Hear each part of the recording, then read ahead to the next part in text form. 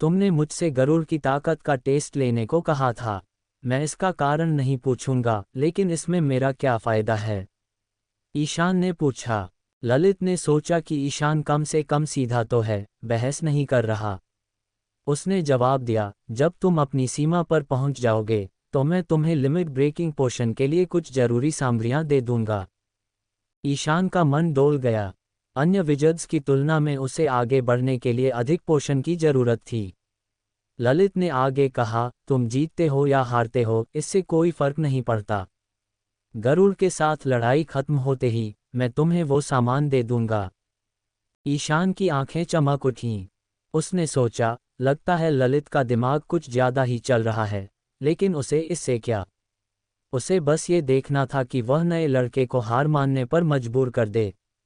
उसने सहमति जता दी। ललित मुस्कुराया, उसे बस एक दर्शक बनकर तमाशा देखना था। उसने मन ही मन सोचा कि इस बार वह गरुड़ की हार अपनी आंखों से देखेगा। ललित और ईशान अलग अलग रास्तों से वापस क्लास की ओर चल पड़े ताकि किसी को उन पर शक न हो। क्लासरूम में लखन ने गरुड़ से कहा, भाई, स्कूल के बाद तुम्हें रेस्टोरेंट चलना है, बिना बताए कहीं गायब मत हो जाना। गरुड़ ने सिर हिलाते हुए कहा, ठीक है, आज हम शानदार खाना खाएंगे। लखन उत्साहित हो गया। गरुड़ ने मन ही मन सोचा कि अब वह अपनी जान जोखिम में नहीं डालेगा, वह बाकी बचे दिन शांति से बिताएगा। तभी उसे लगा कि कोई उसे घूर रहा है। उसने पीछे मुड़कर देखा, लेकिन वहां कोई नहीं था। भ्रम की स्थिति में उसने ललित और उसके साथियों की ओर देखा, जो आपस में कुछ चर्चा कर रहे थे। उसने अपना सिर झटका और सोचा, आखिर वह कौन हो सकता है? उसने इन विचारों को मन से निकाल दिया। पिछली बार उसने निचले स्तर के विजर्ड्स को आसानी से हरा दिया था और अब उसे उम्मीद थी कि वह मिड रैंक वालों के खिलाफ भी अच्छा प्रदर्शन करेगा। कॉम्बैट क्लास का समय करीब था। 1 घंटे बाद रनर्स क्लास खत्म हुई। सभी कॉम्बैट रूम की ओर बढ़ने लगे। गरुड़ ने लखन के कंधे पर हाथ रखा और दोनों भी वहां पहुंच गए। ललित की मुस्कुराहट देखकर कृषा हैरान थी। उसने सोचा, ललित ने कहा था कि उसने गरुड़ के लिए कुछ प्लान किया है, वो क्या है?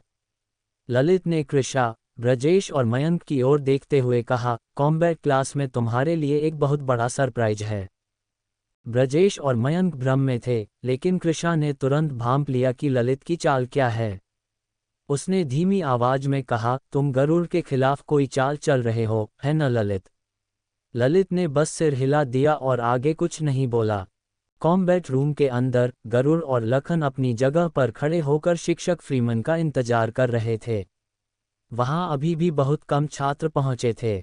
लखन ने बताया कि टॉप रैंक वाले विजर्ड्स हमेशा देर से आते हैं। गरुड़ ने झुंझलाकर कहा, इनकी हिम्मत तो देखो। लखन ने फुसफुसाते हुए समझाया, भाई, टॉप रैंक विजर्ड्स के लिए ये क्लास समय की बर्बादी है।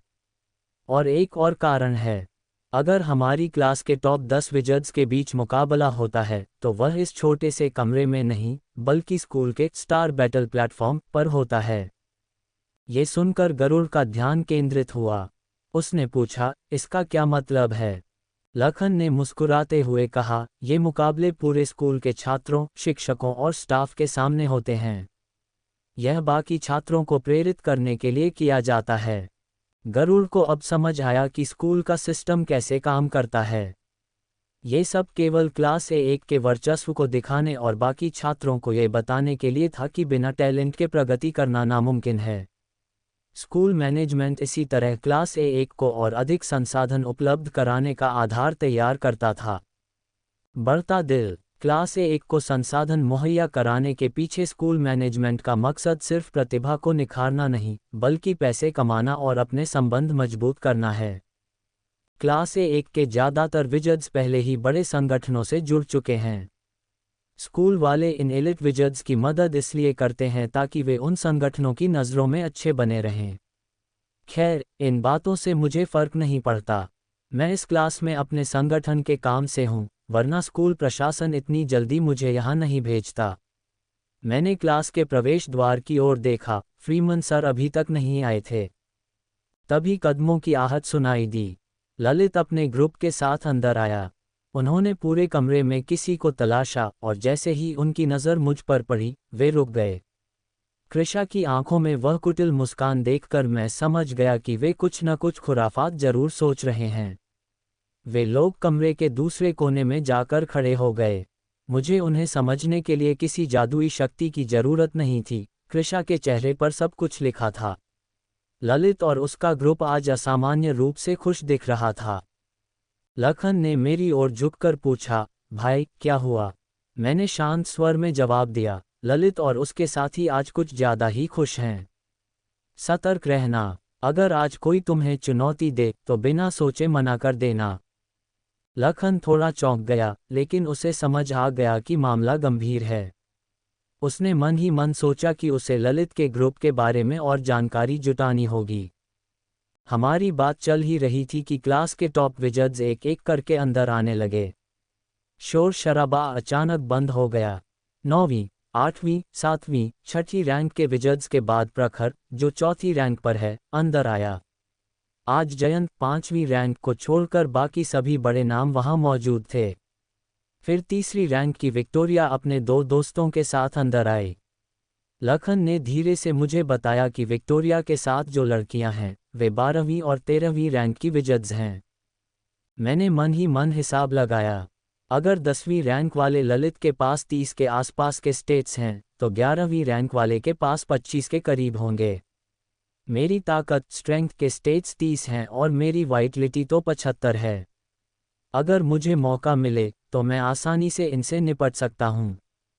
मैंने सिस्टम के प्रोब फंक्शन का इस्तेमाल नहीं किया, क्योंकि मुझे अपनी ताकत को अभी सार्वजनिक नहीं करना था।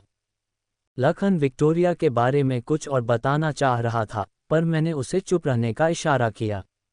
मुझे लगा कि ये लोग जरूरत से ज्यादा दिखावा कर रहे हैं। ये टॉप 10 वाले किसी न किसी बड़े संगठन के साथ अनुबंध कर चुके हैं, इसलिए वे क्लास में अपना रौब झाड़ते हैं। तभी डैनी, जो दूसरी रैंक का विजार्ड है और हमारे स्कूल का सबसे ताकतवर विजार्ड, ब्रेंट, कमरे में आए। किसी ने अपने साथी छात्रों की तरफ देखा तक नहीं। मैं चाहता तो सिस्टम से उन्हें स्कैन कर सकता था, लेकिन मैंने खुद को रोक लिया। अभी मुझे लो प्रोफाइल रहना है। तभी एक भारी भरकम आकृति कमरे में दाखिल हुई। फ्रीमन सर ने हंसते हुए कहा, हा, सोच रहे होगे कि मैं लेट क्यों हूं? मुझे तो ऐसा लगा जैसे वे ब्रेंट के आने का इंतजार कर रहे थे। ललित ने जैसे ही फ्रीमन सर को देखा, उसने ईशान को संकेत किया, यह उम्मीद करते हुए कि अब सर रैंकिंग ड्यूएल का ऐलान करेंगे। लेकिन फ्रीमन सर के अगले शब्दों ने सबके होश उड़ा दिए। मेरे लेट होने की वजह स्कूल मैनेजमेंट का एक बड़ा अधिकारी है, जो आज हमारे एलिट क्लास का प्रदर्शन देखना चाहता है। इसलिए आज की combat class star battle platform पर होगी। सब मेरे साथ चलो। ये सुनकर क्लास में खलबली मच गई। स्टार बैटल प्लेटफॉर्म पर तो तभी मुकाबला होता है जब टॉप 10 के बीच कोई लड़ाई हो। प्रखर गुस्से में अपनी मुट्ठी भींचकर रह गया, क्योंकि जयंत आज नहीं आया था और वह अपनी ताकत दिखाने का मौका चूक रहा था। ललित का चेहरा भी फीका पड़ गया। उसका पूरा प्लान धड़ाम हो गया था। कृषा और बाकी साथी भी परेशान दिख रहे थे, जबकि ईशान का तो जैसे सब कुछ बिखर गया। लखन ने उत्साह में आकर कहा, भाई, ये तो बहुत बड़ी बात है। हम सीधे स्टार बैटल प्लेटफॉर्म जा रहे हैं। ये अविश्वसनीय है। मैं सोच रहा था कि क्या यह इवेंट नए हेडमास्टर की नियुक्ति से जुड़ा है। खैर, मैं और लखन भी बाकी छात्रों के साथ चल दिए। जैसे ही हम 5वीं मंजिल पर पहुंचे, क्लास A2 के छात्र भी बाहर निकल आए। मुझे समझ आ गया कि पूरा A ब्लॉक उस प्लेटफॉर्म की तरफ बढ़ रहा था। माहौल एकदम पागलपन भरा होने वाला था। Smiling face. जब मैंने उन परिचित चेहरों को देखा, तो मेरा मन बातचीत करने का बिल्कुल नहीं था। स्टार बैटल प्लेटफॉर्म को लेकर हर कोई उत्साहित था, इसलिए हम दोनों तेजी से नीचे की ओर बढ़े। जल्द ही हमें ब्लॉक बिल्डिंग से बाहर निकल आए। लखन ने आगे बढ़ते हुए भीड़ की ओर इशारा किया और कहा, भाई गरुड़, A ब्लॉक के छात्र प्लेटफॉर्म की तरफ जा रहे हैं, हमें भी थोड़ा जल्दी चलना चाहिए। मैंने सिर हिलाया। हमारे साथ क्लास A1 के अन्य छात्र भी चल रहे थे। कुछ दिन पहले तक सुश्री एड्रियाना अक्सर दिखाई देती थीं, शायद वह अन्य शिक्षकों के साथ जा रही होंगी। मुझे याद आया कि वही थी जिन्होंने स्कूल की नीतियों में बदलाव की उम्मीद जताई थी। अब सब कुछ उसी दिशा में बढ़ रहा था। मैंने अपने विचारों को झटक दिया और लखन के साथ आगे बढ़ा। सामने एक विशाल धात्विक इमारत खड़ी थी। उसे देखते ही नए छात्रों के मुंह खुले के खुले रह गए। जब मैं क्लास में था तब इस गुप्त इमारत के बारे में अफवाहें उड़ा करती थीं, जिन पर कोई यकीन नहीं करता था। अब मुझे समझ आया कि उन बातों में कुछ सच्चाई थी। लखन बिल्कुल भी हैरान नहीं था। उसने बताया कि उसे पहले ही इन सब चीज़ों के बारे में जानकारी मिल गई थी, लेकिन तब हम एक दो में थे, इसलिए उसने मुझे कुछ नहीं बताया था। हम इमारत के प्रवेश द्वार पर पहुंचे। शिक्षक फ्रीमन पहले से ही वहां मौजूद थे और हमारे सहपाठी उनके पीछे खड़े थे। हमें आते देख उन्होंने इशारा किया। मैंने गौर किया कि क्लास A1 के अलावा बाकी सभी छात्र सीढ़ियों से होकर ऑब्जर्वर एरिया दर्शक दीर्घा की ओर जा रहे थे। जब मैंने शिक्षक फ्रीमन से पूछा तो उन्होंने समझाया कि यह एक गोलाकार ऑडिटोरियम है, जिसके बीच में स्टार बैटल प्लेटफॉर्म है और चारों कोनों में VIP लोगों के लिए गेस्ट रूम बने हैं। मुझे लगा था कि इमारत कुछ अलग होगी, लेकिन अंदर जाकर समझ आया कि यह एक साधारण ऑडिटोरियम जैसा ही था। हम दक्षिण वाले गेस्ट रूम में पहुंचे। वहां पहले से मौजूद छात्र अपनी जगह ले चुके थे। लखन मुझे खींचकर कोने की 2 खाली सीटों पर ले गया। वहां से स्टार बैटल प्लेटफॉर्म साफ दिखाई दे रहा था। लखन ने मेज पर रखे प्रोजेक्शन डिस्क की ओर इशारा किया, जहां से हम मुकाबले को स्क्रीन पर भी देख सकते थे। फ्रीमन सर ने ऑडिटोरियम के बारे में सबको समझाना शुरू किया। मैंने देखा कि उत्तर दिशा वाले गेस्ट रूम में शिक्षक वरुण और सुश्री एड्रियाना अन्य शिक्षकों के साथ बैठे थे। पश्चिम दिशा वाले गेस्ट रूम में स्कूल मैनेजमेंट के लोग मौजूद थे। फ्रीमन सर ने छात्रों की ओर देखते हुए कहा, अब आप जानते हैं कि आपका मुकाबला देखने के लिए कौन इंतजार कर रहा है। यह आप पर है कि आप उनका ध्यान खींच पाते हैं या नहीं। उन्होंने आगे पूछा, क्या कोई रैंकिंग ड्यूएल मुकाबला के लिए हाथ उठाना चाहता है। प्रखर के अंदर जैसे उबाल आ गया था। उसे पता था कि जयंत यहाँ नहीं है, इसलिए उसने विक्टोरिया को चुनौती देने का फैसला किया। उसने हाथ उठाया। ये देखते ही छात्र जोश में आ गए। विक्टोरिया ने भी इसे एक अवसर के रूप में लिया। उसने सोचा कि यह उसके लिए अपनी काबिलियत साबित करने का सबसे अच्छा मौका है। उधर उत्तर दिशा वाले गेस्ट रूम में शिक्षक आपस में चर्चा कर रहे थे। शिक्षक वरुण ने सुश्री एड्रियाना से पूछा, आप स्कूल में और कितने दिन रुकेंगी। एड्रियाना ने शांत भाव से जवाब दिया, मैं कुछ ही महीनों में यहाँ से चली जाऊंगी। वरुण ने सिर हिलाया। उनके मन में अब बस एक ही चिंता थी कि अगला हेडमास्टर कौन होगा। तभी क्लास A3 के शिक्षक ने पूछ लिया, शिक्षक वरुण, आपकी क्लास से कौन लड़ने वाला है। बातचीत का विषय स्कूल मैनेजमेंट से हटकर क्लास के मुकाबले की ओर मुड़ गया। फुल स्कोप, बेलपुर शहर। एक जर्जर इमारत के बेसमेंट में विक्रम ने अपने हाथ में लिए छोटे से स्क्रॉल पर लिखा संदेश पढ़ा और हैरान रह गया। संदेश में खबर थी कि शहर के ऊपर एक विजार्ड उड़ते हुए देखा गया है। विक्रम को पता था कि केवल लेवल 5 का विजार्ड ही उड़ सकता है। उसे समझ आ गया कि पुलिस के विजर्ड शहर में आ चुके हैं। वह घबराया नहीं, बल्कि उसके चेहरे पर एक कुटिल मुस्कान आ गई। उसे लेवल -5 के शक्तिशाली विजर्ड्स के खिलाफ अपनी जादुई क्षमताओं का इस्तेमाल करने का मौका मिल रहा था। उसने जमीन पर बने कम्युनिकेशन रनर्स को सक्रिय किया। रनर्स चमक उठे और कुछ ही पलों में केतन का धुंधला सा चेहरा सामने दिखाई देने लगा। केतन को इस अचानक आए कॉल से हैरानी हुई। उसने सोचा कि यह विमल से जुड़ी कोई बात होगी, क्योंकि कल से विमल के बारे में कोई खबर नहीं थी। केतन ने विक्रम से कहा कि उनके सदस्य सीमाओं पर भेजे जा चुके हैं और जल्द ही कोई जानकारी मिल जाएगी। विक्रम ने मन ही मन केतन के इस बहाने पर उपहास किया। उसे पूरा यकीन था कि विमल उसे ही ढूंढ रहा है, और यह बात केवल केतन या क्षितिज को ही पता हो सकती थी। उसने तय किया कि वह खुद विमल से निपटेगा और केतन से संपर्क तोड़ दिया। पुलिस मुख्यालय, लाल शहर। क्लिनिक के भीतर मिहिर ने अपना हाथ तरुण की छाती पर रखा। उसने अपनी मानसिक शक्ति से तरुण के मेनाकोर की स्थिति जांची। स्थिति गंभीर थी। तरुण के दिल का सुरक्षा कवच पूरी तरह टूट चुका था और मेनाकोर का रंग बैंगनी पड़ गया था। मिहिर समझ गया कि तरुण बस कुछ ही मिनटों का मेहमान है। उसने फौरन अपने सहायकों को बुलाकर कहा कि वे दरवाजे पर पहरा दें और किसी को भी अंदर न आने दें। इसके बाद उसने विमल को फ़ोन करने की कोशिश की, लेकिन विमल ने कॉल नहीं उठाया। तभी क्लिनिक के बाहर भारी कदमों की आहट सुनाई दी। मिहिर ने तुरंत महसूस किया कि कोई शक्तिशाली व्यक्ति अंदर आ रहा है। उसने बाहर जाकर देखा तो दलबीर वहां खड़ा था।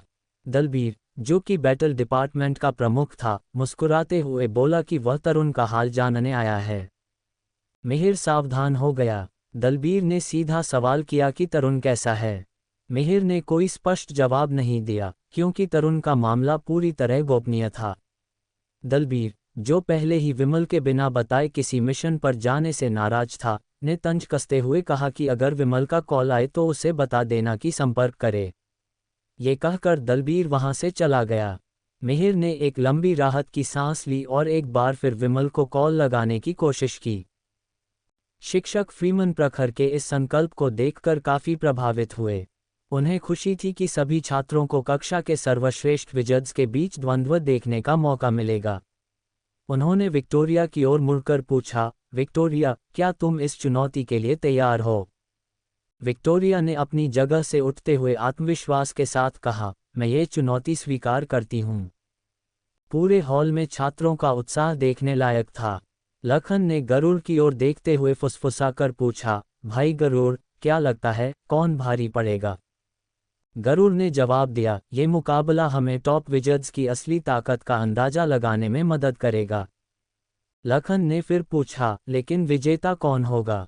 गरुड़ ने बिना कोई जवाब दिए अपने मन में सिस्टम को आदेश दिया, सिस्टम, प्रखर और विक्टोरिया के विवरण स्कैन करो। उसकी आंखों के सामने एक स्टेटस पैनल उभर आया। प्रखर के आंकड़े काफी प्रभावशाली थे, उसके सभी आंकड़े 36 के करीब थे। लेकिन जब गरुड़ ने विक्टोरिया के आंकड़े देखे तो वह हैरान रह गया। उसके अधिकांश आंकड़े 40 से ऊपर थे। गरुड़ के मुंह से अनजाने में एक आश्चर्य भरी आवाज निकल गई। आसपास बैठे छात्र हंसने लगे। लखन ने चौंक कर पूछा, गरुड़, क्या हुआ? सब ठीक है? पास बैठे एक छात्र ने मजाक उड़ाते हुए टिप्पणी की, लगता है गरुड़ को रात को ठीक से नींद नहीं आई। इस हंसी मजाक के शोर ने शिक्षक फ्रीमन का ध्यान खींचा। उन्होंने मुड़कर गरुड़ की ओर देखा और सख्त लहजे में पूछा, यहाँ क्या हो रहा है? हॉल में सन्नाटा छा गया। गरुड़ ने स्थिति को संभालते हुए कहा, सर, मैं तो बस एक नया छात्र हूँ। मुझे इन लोगों की असली ताकत का कोई अंदाजा नहीं है, इसलिए मैं किसी विजेता का अनुमान नहीं लगा सकता। फ्रीमन मुस्कुरा दिए। उन्हें गरुड़ में भविष्य का एक योद्धा दिखाई देता था, भले ही अभी उसकी प्रतिभा औसत थी। उन्होंने गरुड़ को बैठने का इशारा किया। प्रखर और विक्टोरिया स्टार बैटल प्लेटफॉर्म की ओर चल दिए। गरुड़ ने मन ही मन राहत की सांस ली। उसे समझ आ गया था कि विक्टोरिया की बर्फ आइस वाली तलवार उसे एक बेहद खतरनाक विजार्ड बनाती है। प्रखर के पास प्रतिभा तो थी, लेकिन विक्टोरिया के आंकड़े और उसकी जादुई तलवार उसे बहुत आगे खड़ा कर रहे थे। अब बस मुकाबला शुरू होने का इंतजार था। ग्रीन बेलपुर शहर के आसमान में विमल उड़ते हुए नीचे की ओर देख रहा था। उसने शहर के लगभग हर कोने की तलाशी ले ली थी, लेकिन विक्रम का कहीं कोई सुराग नहीं मिला। वह पास की एक इमारत की छत पर उतरा और एक गहरी सांस ली। उसे यकीन था कि उसे जो गुप्त सूचना मिली थी वह सही थी, लेकिन विक्रम का ठिकाना किसी पहेली की तरह बना हुआ था। उसे तरुण की याद आई। विमल के दिल में एक कसक थी, क्योंकि वह जानता था कि अब तरुण को बचाना नामुमकिन है। ये सब बस एक मिथ्या उम्मीद थी। उसे लगा कि अब इस जांच को यहीं खत्म कर देना चाहिए। जैसे ही तरुण की मृत्यु की आधिकारिक घोषणा होगी, पुलिस मुख्यालय में जो कोहराम मचेगा, उसे संभालने के लिए विमल को वहां मौजूद रहना होगा। बेलपुर शहर लाल शहर के पास ही था, इसलिए वह समय रहते वहां पहुंच सकता था। उसने अपनी टीम को तुरंत वापस लौटने का आदेश दिया और खुद आखिरी बार एक जगह की जांच करने के लिए निकल पड़ा। शहर के एक पुराने जर्जर मॉल में ईशा और उसकी टीम मौजूद थी। फर्श पर ताजे खून के छींटे बिखरे पड़े थे। ईशा ने अपनी ब्लेड से खून साफ करते हुए कहा कि उसने कभी नहीं सोचा था कि इस मॉल में इतने सारे अपराधी विजर्ड्स छिपे होंगे। मॉल में बिखरी हुई लाशों को देखकर बेला ने तंज कसते हुए कहा कि ऐसे छोटे मोटे अपराधियों को पकड़ने के लिए उनकी टीम की जरूरत ही नहीं थी। टीम के बाकी सदस्य शैली और नकुल भी इस मिशन को बेहद आसान मान रहे थे। उन्हें लग रहा था कि यह पुलिस के इतिहास का सबसे सरल मिशन है। लेकिन ईशा का अनुभव कुछ और ही कह रहा था। वह जानती थी कि विमल जैसा लेवल 5 विजार्ड इतने साधारण मिशन के लिए किसी को नहीं भेजता। उसकी खामोशी के पीछे जरूर कोई बड़ी बात थी। ईशा ने अपनी टीम को लाशों को ठिकाने लगाने को कहा और खुद तहखाने की ओर बढ़ गई। वहां का मंजर बेहद भयानक था। चारों तरफ सड़ी गली लाशों का ढेर लगा था। ईशा ने एक जादुई उपकरण का इस्तेमाल किया और वहां आग लगा दी। जब वह वापस लौटी तो उसकी टीम उसका इंतजार कर रही थी। तभी उसे एक संदेश मिला। उसने अपना कम्युनिकेशन वॉच देखा और हैरान रह गई। विभाग प्रमुख ने उन्हें तुरंत वापस लौटने का आदेश दिया था।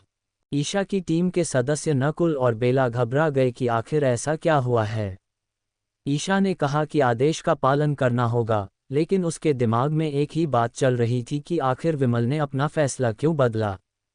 उसे एक ही संभावना नजर आ रही थी, तरुण की मौत। अगर यह सच है तो पुलिस मुख्यालय में जो अराजकता फैलेगी उसे संभालने के लिए उन्हें जल्दी पहुंचना होगा। ईशा ने अपनी टीम को तुरंत चलने का इशारा किया। उधर विक्रम ने आखिरकार तरुण की टीम के निशान ढूंढ ही लिए थे।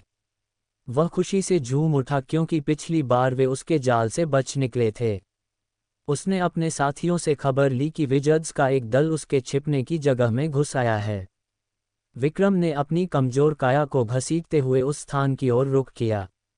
वह जानता था कि एक लेवल 5 विजार्ड का सामना करना आसान नहीं होगा, इसलिए उसे बहुत सावधानी बरतनी होगी। तभी अयान और उसकी टीम एक जुआ घर की जांच पूरी करके बाहर निकली थी। अचानक 5 लेवल 3 विजर्ड्स ने उन्हें घेर लिया। अयान बेहद फुर्तीला था। उसने अपनी गति की शक्ति का इस्तेमाल करते हुए सबसे कमजोर अपराधी को तुरंत मार गिराया। अयान 2 अपराधियों से भिड़ गया, जबकि लता बाकी 2 को संभालने में जुट गई। पम्मी ने अपनी तेज आवाज की जादुई शक्ति से दुश्मनों का ध्यान भटकाया, जिससे लता को लड़ने में आसानी हो रही थी। जिम्मी अपनी सूंघने की अद्भुत शक्ति का इस्तेमाल करके नजर रख रहा था ताकि कोई और दुश्मन उन्हें अचानक घेर न ले। मैं दक्षिण गेस्ट रूम में बैठकर इस द्वंद्व के परिणाम का अंदाजा लगा रहा था, फिर भी मैंने दोनों प्रतिभागियों पर अपनी नज़रें जमाए रखीं। विक्टोरिया स्टार बैटल प्लेटफॉर्म की ओर बढ़ रही थी और उसके पीछे पीछे प्रखर चल रहा था, जिसके चेहरे पर साफ तौर पर खींच थी। प्रखर के हाव भाव देखकर मेरे होंठों पर हल्की मुस्कान आ गई। ऐसा लग रहा था कि विक्टोरिया को मिल रही अटेंशन प्रखर को परेशान कर रही थी। जैसे ही प्रतिभागी अंदर आए, ऑब्जर्वर एरिया में मौजूद विजार्ड छात्रों की नज़रें उन पर टिक गईं। पूरा हॉल अचानक शोर से गूंज उठा। हर कोई एक अच्छे मुकाबले की उम्मीद कर रहा था, लेकिन किसी ने नहीं सोचा था कि पहले मुकाबले में ही ये 2 दिग्गज आमने सामने होंगे। छात्रों ने विक्टोरिया और प्रखर के नाम के नारे लगाने शुरू कर दिए। पुराने छात्रों के लिए ये कोई नई बात नहीं थी, उन्होंने पहले भी ऐसे मुकाबले देखे थे, लेकिन नए छात्रों के लिए यह एक रोमांचक अनुभव था। उत्तर दिशा वाले गेस्ट रूम में शिक्षक वरुण अपने साथियों के बीच बैठे थे। उनके साथ बैठे एक शिक्षक ने मुस्कुराते हुए कहा, शिक्षक वरुण, ये सुखद आश्चर्य है। अब मैं आपकी खामोशी का कारण समझ गया। वरुण ने उस शिक्षक की बात पर कोई खास प्रतिक्रिया नहीं दी, बस सिर हिला दिया। उनका ध्यान सामने वाले गेस्ट रूम की ओर था। उन्होंने मन ही मन सोचा कि आखिर फ्रीमन ने उन्हें इस मुकाबले के लिए कैसे मनाया। वरुण का तनाव अब काफ़ी कम हो गया था।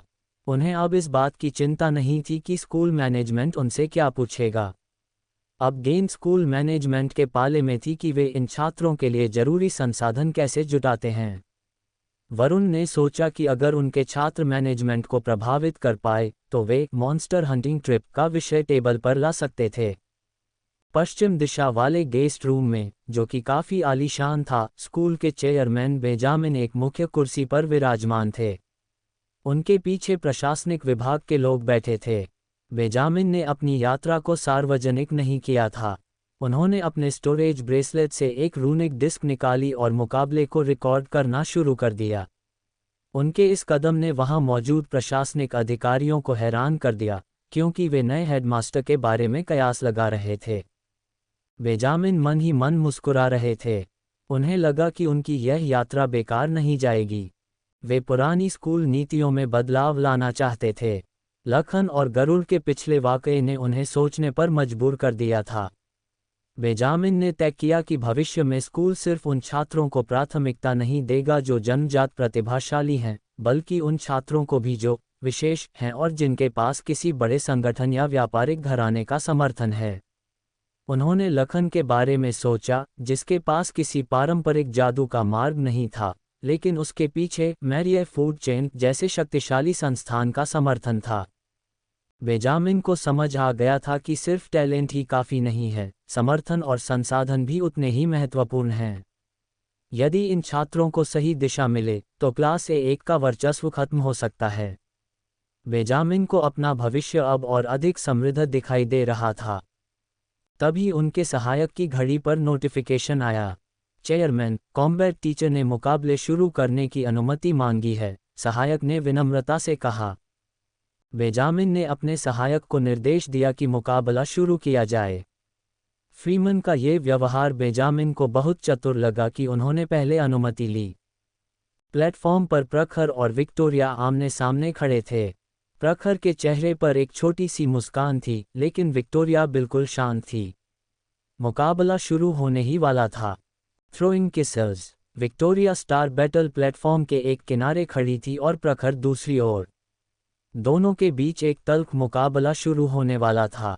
ये प्लेटफॉर्म विशेष पत्थरों से बना था ताकि वह विजर्ड्स के शक्तिशाली प्रहारों को झेल सके। जैसे ही अनुमति मिली, प्लेटफॉर्म के नीचे कंपन महसूस हुआ। फिर चारों तरफ से एक पारदर्शी दीवार खड़ी हो गई, जो जादुई हमलों को बाहर जाने से रोकने के लिए थी। प्रखर ने बिना समय गंवाए अपना हाथ उठाया और हवा में एक चांदी का भाला प्रकट हो गया। उसने उसे दोनों हाथों से थाम लिया और उसकी नोक विक्टोरिया की ओर कर दी। प्रखर ने अहंकार में कहा, विक्टोरिया, मैंने इस दिन के लिए बहुत लंबा इंतजार किया है। आज मैं तीसरी रैंक हासिल कर ही लूंगा। विक्टोरिया ने ठंडे लहजे में जवाब दिया, सपना देखना बंद करो। उसने भी अपना दाहिना हाथ आगे बढ़ाया और उसकी पकड़ में एक नीली, बर्फीली तलवार आ गई। उस तलवार से निकलने वाली ठंडी ऊर्जा ने पूरे प्लेटफॉर्म को घेर लिया। ऐसा लग रहा था मानो वह किसी बर्फीले क्षेत्र से आए हो। ऑब्जर्वर एरिया में बैठे छात्र उत्साह से चिल्लाने लगे। वेलमन विजर्ड्स, वेपन विजर्ड्स का मुकाबला देखना एक अलग ही अनुभव था, क्योंकि वे दूर और पास दोनों तरह से जादुई हमला कर सकते थे। गैलरी के दक्षिण हिस्से में बैठकर मैं ये सब देख रहा था। विक्टोरिया के हथियार की शक्ति देखकर मेरी आंखें चमक उठीं। लखन ने फुसफुसाते हुए कहा, भाई गरुड़, वह तो बहुत शक्तिशाली है। मैंने गौर किया कि ब्रेंट और डैनी, जो आमतौर पर घमंडी माने जाते थे, वे भी इस मुकाबले को बहुत ध्यान से देख रहे थे। मुझे लगा कि विक्टोरिया की तरक्की उनके लिए महत्वपूर्ण है, क्योंकि यह उनकी अपनी रैंक से जुड़ी हो सकती है। शिक्षक फ्रीमन ने प्रखर को अजीब नज़रों से देखा, मानो वह सोच रहे हों कि वह इस ठंडी ऊर्जा का सामना कैसे करेगा। बेलपुर शहर की ओर अयान और उसकी टीम अपराधियों के एक समूह से लड़ रही थी। अयान ने अपनी गति की जादुई शक्ति से एक को ढेर कर दिया था। लता और पम्मी भी अपनी लड़ाई में व्यस्त थीं। जिम्मी, जो टीम के लिए सुरक्षा का काम कर रहा था, उसने दूर से आ रहे एक खतरे को सूंघा। उसे कुछ बहुत ही अशुभ महसूस हुआ। उसने अपने साथियों को चिल्लाकर कहा, लता और पम्मी, मेरे साथ चलो। हमें तुरंत यहाँ से निकलना होगा। लता हैरान थी, लेकिन उसे जिम्मी की घबराहट देखकर समझ आ गया कि मामला गंभीर है। जिम्मी ने घबराते हुए कहा, लेवल 4 विजार्ड। ये सुनते ही लता और पम्मी के चेहरे का रंग उड़ गया। उन्हें पता था कि वह कौन हो सकता है। वे तुरंत अयान की ओर दौड़े, जो अंतिम अपराधी को खत्म करने ही वाला था। जिम्मी ने उसे स्थिति की भयावहता बताई। अयान को भी खतरे का एहसास हो गया और उन्होंने बिना देरी किए वहां से निकलने का फैसला किया। वे जानते थे कि अगर लेवल 4 का वह विजार्ड विक्रम उनके पास आ गया तो बचना मुश्किल होगा। Cherry blossom. Star battle platform के एक तरफ विक्टोरिया खड़ी थी और दूसरी तरफ प्रखर। प्रखर ने ही हमले की शुरुआत की। उसने अपना चांदी का भाला मजबूती से पकड़ा और पूरी रफ्तार से विक्टोरिया की ओर दौड़ पड़ा। उसे लगा कि उसकी गति से वह विक्टोरिया को चौंका देगा। विक्टोरिया ने पलक तक नहीं झपकाए। जब उसने प्रखर को सीधे अपनी ओर आते देखा तो वह अपनी बर्फीली तलवार के साथ किसी भी हमले का जवाब देने के लिए तैयार खड़ी रही। वह नहीं चाहती थी कि प्रखर के सामने उसकी तकनीकें उजागर हों, क्योंकि वह अपनी असली ताकत को बाद के मुकाबलों के लिए बचाकर रखना चाहती थी। प्रखर उसके करीब पहुंचा और उसने अपने भाले से सीधे उसके पेट पर वार करने की कोशिश की। ये सब पलक झपकते ही हुआ। विक्टोरिया एक मूर्ति की तरह खड़ी थी। जैसे ही भाला उसके करीब पहुंचा, वह फुर्ती से एक तरफ हट गई और उसने अपनी बर्फीली तलवार से एक जोरदार प्रहार किया। हवा में एक ठंडी लकीर बनी और प्रखर की तरफ बढ़ गई। प्रखर ने घबराकर अपना बचाव मंत्र स्पीयर ब्रेक का इस्तेमाल किया। एक चांदी का सुरक्षा घेरा उसके चारों ओर बन गया।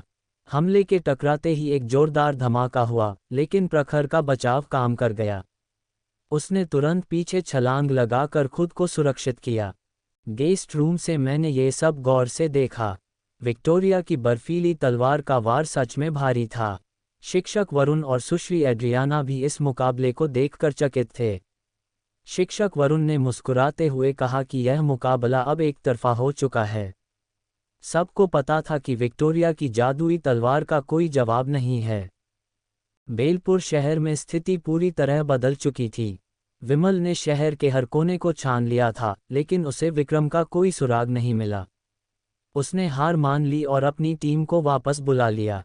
उसे एहसास हुआ कि अगर तरुण की मृत्यु की पुष्टि होती है तो पुलिस मुख्यालय में कोहराम मच जाएगा। उसे वापस वहां पहुंचना जरूरी था। उसी समय शहर के एक कोने में अयान और उसकी टीम अपराधियों के एक समूह से लड़ रही थी। तभी जिम्मी को कुछ अशुभ महसूस हुआ। उसे किसी बहुत शक्तिशाली और खतरनाक व्यक्ति के आने का एहसास हुआ। उसने तुरंत लता और पम्मी को चिल्लाकर कहा कि हमें तुरंत यहाँ से निकलना होगा। अयान, जो अभी लड़ाई खत्म करने ही वाला था, ने खतरे को भांप लिया। जैसे ही वे लोग भागने लगे, विक्रम अंधेरे में से निकल आया। विक्रम ने अपनी म्यूकस मैजिक का इस्तेमाल किया। उसके चलते रास्ते में आने वाली हर जीवित चीज राख में तब्दील हो रही थी।